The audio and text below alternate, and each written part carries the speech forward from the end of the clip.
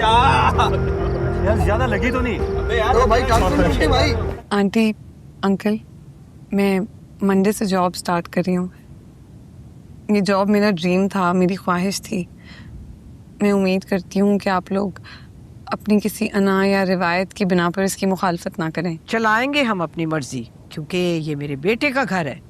और अगर ज्यादा फिक्र है तो कमरे में जाके देख लीजिए। हमारी बहू को तो बिल्कुल ख्याल ही नहीं है कि अपने सास ससुर का कैसे ख्याल रखते हैं, खाने पीने का पूछते हैं कि नहीं पूछना। सुबह नाश्ते से ऐसे गायब हुई है कि अभी तक उसकी शक्ल नहीं देखी।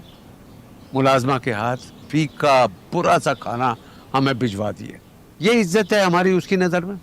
और ये तुम्हारी सास उकसाती रहती है अपनी बेटी को कि नौकरी करे। जब हमने मना किया तो हमें बातें सुना दी। जाहिल बेवकूफ, ना जाने क्या क्या हमें कह दिया। तुम समझा दो अपनी बेगम को, हमारे खानदान में औरतें नौकरियां नहीं करती। मैं बात करूंगा लैला से। बात नहीं, फैसला सुनाओगे तुम, समझे? अच्छा, मैं आप लोगों के खाने का पता करता हूँ। प्लीज अब कमरे से निकल के लॉन्ज में आके बैठे हैं प्लीज। जब तक वो मियाँ बीवी इस घर में है ना, हम इस कमरे से नहीं निकलेंगे। मैं उन्हें कैसे जाने का कह दूं? माँ बाप है वो लैला की। तो हम चले जाते हैं। मैं देखता हूँ। तुम कब आए ऑफिस से? कुछ देर हुई है। अच्छा, मुझे पता ही नहीं चला। तुम्हें तो किसी बात का भी नहीं पता चलता। घर पर होती तो पता चलता ना। तुम्हें क्या हुआ है? अपसेट क्यों? मेरे माँ बाप सुबह से कमरे में बंद हैं। खाना उन्हें ढंग का नहीं मिला और तुम मुझसे पूछ रही हो कि अपसेट क्यों? मैंने उनसे नहीं कहा कमरे में बंद रहने के लिए। नजमा ने खाना उन्हें दिया है, उन्हें पसंद नहीं आया। यार एटलीस्ट उनकी पसंद का खाना तो बनवा सकती थी ओहो ना। कैस, मैंने उनकी पसंद का खाना ही बनवाया। उनके लिए कम नमक मिर्च रखवाया है।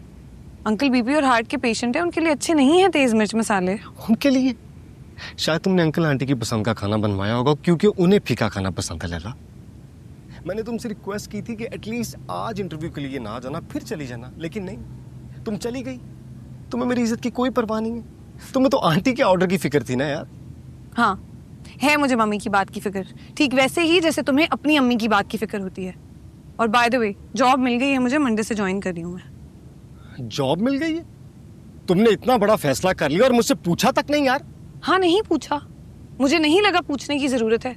ये बात हम दोनों के दरमियान अंडरस्टूड थी कि मैं जॉब करूंगी।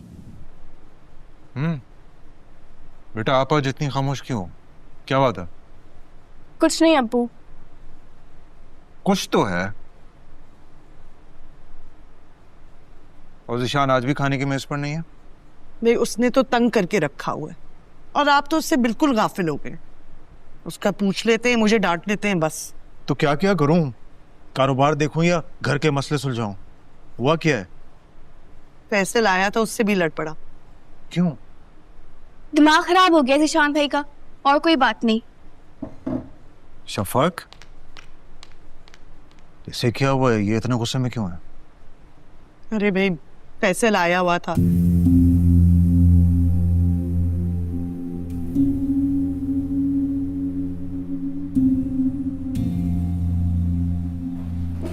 वाकई दिमाग खराब हो गया उसका। करता हूँ दुरुस्त। अरे हमीद, मेरी बात सुने, जवान खून है, जरा ध्यान कीजिएगा। जवानी निकालनी आती है मुझे। क्या बात है अब्बू? बस बेटा, तुम्हारी अम्मी की वजह से थोड़ा परेशान हूँ। डाके वाले वाकये के बाद वो थोड़ी सी डर गई है। वक्त गुजरेगा तो भूल जाएंगी वो। हादसे कितने बड़े क्यों ना हो, वक्त गुजरने के साथ साथ धुंधलाने लगते हैं। कितनी समझदार होगी है मेरी बेटी। सिद्रा, तुम्हारी अम्मी वापस कराची जाना चाहती हैं, दादा अबू के घर। लेकिन मुझे वापस नहीं जाना, कभी भी। लेकिन बेटा, अगर आप अम्मी के लिए वापस जाना चाहते हैं तो चले जाएं। मुझे कॉलेज के हॉस्टल में दाखिल करते हैं। ये तो नहीं हो सकता, हम साथ रहेंगे। तुम फिक्र मत करो, मैं तुम्हारी अम्मी को मना लूंगा। हम कहीं नहीं जाएंगे। अंकल प्लीज, आप कुछ ले ही नहीं रहे। Uncle aunty, I am really sorry, दोपहर में खाना अच्छा नहीं बना। दरअसल मैंने सोचा कि अंकल की बीमारी में कम नमक मिर्च खाना चाहिए।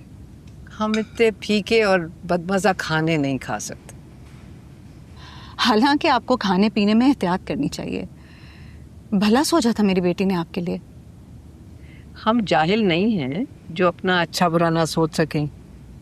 और सिर्फ डिग्री लेने से तालीम नहीं होती, तरबियत, खरदारी, मज़हब, दीन, ये सब भी बहुत ज़रूरी हैं, जिससे आपका तो दूर दूर से वास्ता नहीं है। ख़ास तौर पे मज़हब, रोज़ा, नमाज। अम्मी प्लीज आप खाना लीजिए। भाई अगर तुमने इसी तरह खामोश करवाना है तो हम यहाँ नहीं रहेंगे, हमें छोड़ो। आपको टेंशन लेने की जरूरत नहीं है, हम चले जाते हैं। कोई कहीं नहीं जा रहा, आप लोग अपने बच्चों के पास आए हैं तो प्लीज बच्चा ना बने, मोहब्बत और भाईचारे से रहें। आंटी, अंकल, मैं मंडे से जॉब स्टार्ट कर रही हूँ। ये जॉब मेरा ड्रीम था, मेरी ख्वाहिश थी। मैं उम्मीद करती हूँ कि आप लोग अपनी किसी अना या रिवायत की बिना पर इसकी मुखालफत ना करें। आप लोग बिल्कुल मेरे पेरेंट्स की तरह हैं। मैं चाहती हूँ कि मेरे इस फैसले में आप लोग मेरे लिए दुआ करें। ये क्या कह रही? ठीक कह रही है बाजी, अब मैंने इजाजत दी है। तो तुम अपनी बीवी की कमाई खाओगे? मम्मी, अब जी मैं अपना कमाता हूँ और अगर कभी बीवी की कमाई खानी भी पड़ी तो खा लूंगा, इसमें कौन सा गुनाह है? इसे बेगैरती कहते हैं। आप इस किस्म की बातें करके मेरी तरफ क्यों देखते हैं? मैंने तो ऐसा कुछ नहीं किया। इसे कहते हैं चोर की दाढ़ी में तिनका। दरअसल इनको इज्जत बेइज्जत, गैरत बेगैरत में फ़र्क ही नहीं पता। इनका कसूर नहीं है अशन, तालीम की कमी है। जी जी जी, सारी दुनिया की तालीम तो आपके पास है, तो हमें कहाँ से मिलेगी तालीम? ओ प्लीज प्लीज, आप लोग क्यों बच्चों की तरह झगड़ रहे हैं? बचपन से आप हमें मोहब्बत, एहतराम और दरगुजर का सबक देते आए हैं और उस पर खुद अमल ही नहीं कर रहे। अब्बा जी, अम्मी, अंकल, आंटी, आप सब हमारे बड़े हैं, हमारे लिए काबिल एहतराम है। हम दोनों को आप चारों से बहुत मोहब्बत है, लेकिन इस मोहब्बत को नफरत की नजर मत करें। खाना खाइए। पेट भर गया। अब एक्सक्यूज मी।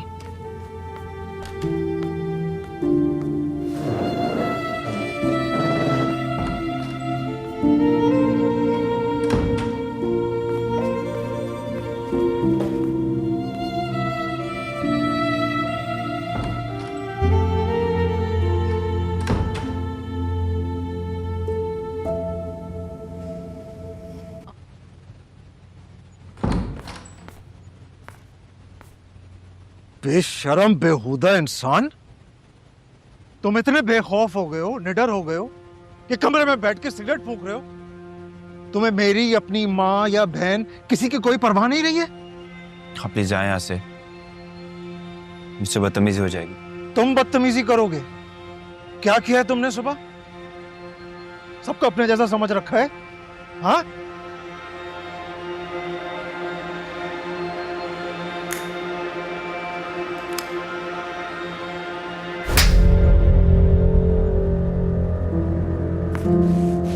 समझ क्या रखा है तुमने? कभी सिद्रा के साथ, फैजल के साथ बदतमीजी, बदसलूकी। क्या सोचता होगा वो हमारे बारे में, तुम्हारे बारे में? बस बहुत अरसे मैंने तुम्हारी बदतमीजियां, तुम्हारी बकवास बर्दाश्त की है, मगर अब नहीं। पढ़ाई नहीं करनी, यूनिवर्सिटी नहीं जाना, ना जाओ। बंद करो ये ड्रामे। कल से मेरे साथ काम पर आओ, बिजनेस संभालो। मुफ्त की रोटियां तोड़ने की कोई इजाजत नहीं है इस घर में।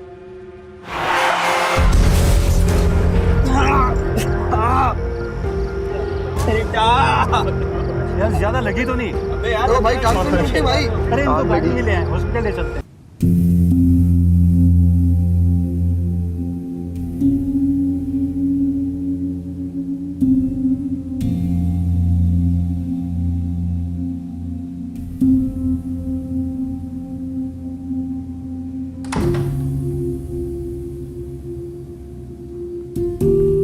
अस्सलाम भाई साहब। अस्सलाम वालेकुम बहन जी, कैसी हैं आप? वालेकुम अस्सलाम। मैं नाश्ता बना रही थी, आप भी बता दीजिए साहब जी। बेटा वही लाइट एंड हेल्दी ओट्स का दलिया बना दो। और बाजी आप? मेरे लिए सिर्फ कॉफी। जी अच्छा। टीवी नहीं चलेगा क्यों? क्योंकि रफीक साहब कुरान शरीफ पढ़ रहे हैं और मेरी तस्बीह का वक्त है। इबादत करनी है तो कमरे में जाकर कर लीजिए। टीवी लाउंज एक कॉमन स्पेस है, यहाँ पर किसी एक की मर्जी नहीं चलेगी। चलाएंगे हम अपनी मर्जी, क्योंकि ये मेरे बेटे का घर है। और अगर ज्यादा फिक्र है तो कमरे में जाके देख लीजिए।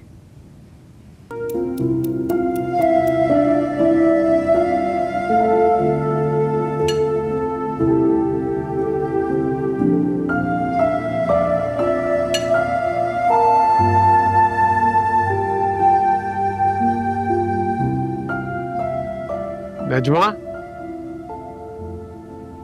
जी साहब जी। ये पराठा तेल में बना है या देसी घी में? तेल में बनाया है साहब जी, देसी घी तो बाजी लाती नहीं है। देखो, तेल में पराठे बना के कौन खाता है? बहू को सलीका तरीका होता तो समझाती ना। अब आप नाश्ता शुरू करें, गैस जब घर आएगा मैं उसे कह के देसी घी मंगवा लूंगी। बट वैसे भाई साहब आपको पराठे नहीं खाने चाहिए, ना तेल में ना देसी घी में। आप हार्ट पेशेंट हैं। आपसे किसी ने मशवरा मांगा बहन जी? नहीं, मशवरा तो नहीं मांगा, लेकिन मेरे सामने आप मेरी बेटी को बातें सुना रही हैं। वैसे मैं आपके भले के लिए कह रही हूँ। नहीं चाहिए आपका भला हमें। सालों से हमारे घर में सुबह के नाश्ते में खस्ता बल वाले पराठे बन रहे हैं, ताकत और ग़िज़ाइयत से भरपूर। और हम गोरों की नकल करके ये कॉफ़ी और दलिया नहीं खाते। सीने की जलन और निरी तेजाबियत। हाँ तो देख लिया नतीजा। ये भाई साहब को जो अंजाइना का दर्द उठा है इसी बदपरहेजी की वजह से। और किसी अच्छी बात में गोरों की नकल करना कोई इतनी बुरी बात भी नहीं है। क्या अक्लमंदी है इस काली जड़ी सड़ी कॉफ़ी पीने में, ये बताइए। शायदा बस करो, नाश्ता करो। क्या है, फोन क्यों ले लिया? अब्बू को फोन कर रहे थे। हाँ, उन्हें पता होना चाहिए तुम्हारी क्या हालत है। मेरी ये हालत उनकी वजह से हुई है, मुझे उन्हें नहीं बताना। क्या मतलब? माँ बाप को बताना तो पड़ेगा ना। अभी हॉस्पिटल में हो, छुट्टी के बाद कहाँ जाओगे? और फिर हॉस्पिटल का बेड। बस उनका नाम मत लो इस वक्त, सोचने दो मुझे। ठीक है, पर तुम्हें हुआ क्या है? कोई कजन वाला मसला? नहीं यार, कुछ नहीं हुआ।